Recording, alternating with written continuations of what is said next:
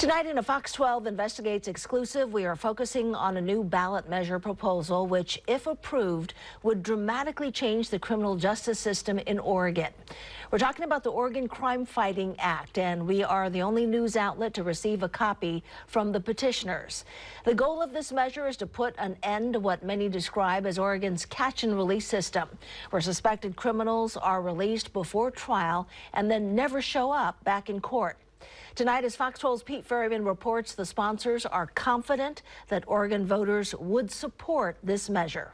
It's just the latest example of a criminal justice system that many say has grown increasingly dysfunctional.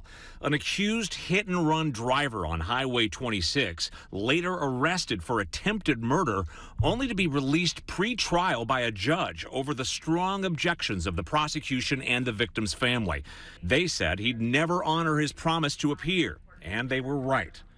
He's now at large, and Oregon lawmaker Kevin Manick says cases like these have to stop. Oh, I would say it's an abomination. The system of justice has been gutted by Senate Bill 48, and we're seeing the effects more and more every day. Manick is determined to overturn Senate Bill 48, a bail reform law passed as part of the criminal justice reform movement of 2020 after the murder of George Floyd. The goal? Eliminating cash bail so underprivileged defendants have the same ability to be released before trial as those who are wealthy.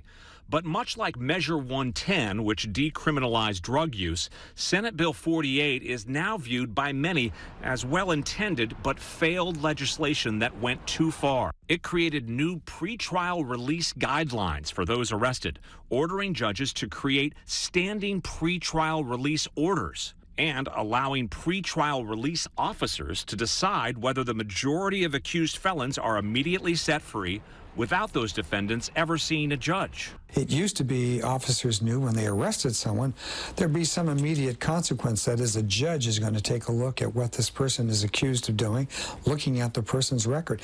And that is not happening in many cases today. In fact, the current guidelines call for the immediate release without bail or arraignment of those arrested for hundreds of crimes, including 150 felonies like auto theft, identity theft, second-degree arson, and failing to register as a sex offender. In Multnomah County, the DA's office says a rough count conducted last year found that about half of those accused felons released failed to appear for trial.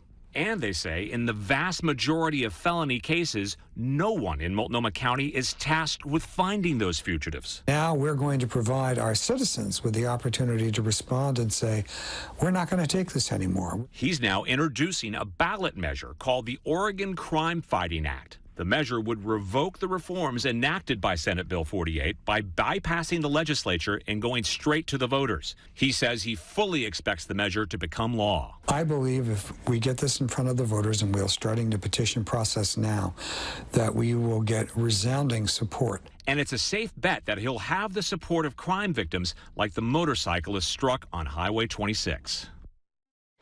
That was Pete Ferryman reporting. From here, the ballot measure is expected to go to the state attorney general's office for an official ballot title to be certified. Then it's likely going to go to the Oregon Supreme Court for review. After that, the sponsors will need to gather 150,000 signatures by July of next year to get the measure on the ballot. Of course, there is much more to this ballot measure than simply requiring criminal defendants to see a judge. And this is just one side of a very divisive issue. We have reached out to the ACLU and others who supported Senate Bill 48 and the bail reform movement. Once they have had a chance to look at the Oregon Crime Fighting Act, we will share their views with you right here on Fox 12.